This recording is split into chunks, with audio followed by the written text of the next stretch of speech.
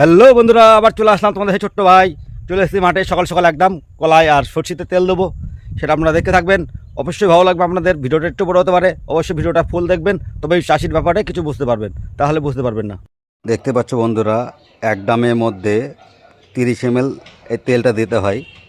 দেওয়ার পর এইভাবে ঘুলে নিতে হবে, ঠিক আছে? ঘুলে না নিলে তেলটা মিশবে না। তো তেলটা ঘুলে নেওয়ার পরে দেখো তেল দিতে শুরু করে দিয়েছি। কলা গাছে দেবো আর রায়ে দেবো। হ্যাঁ, আমরা এইভাবে তেলটা দিই। দেখতে পাচ্ছ বহুত খাটনি কিন্তু একটা চাষ করা এমনি নাই, বহুত মেহনত, নিজেকে মেহনত করতে হবে, তারপরে সফল পাওয়া যাবে। আর রায়গঞ্জ দেখতে কত সুন্দর রায়গোনা বেরিয়েছে, ঠিক আছে? কত সুন্দর। আমি এইভাবেই তেল দিই, আমরা টোটালটা এইভাবে দিতে হয়, না দিলে হয় না।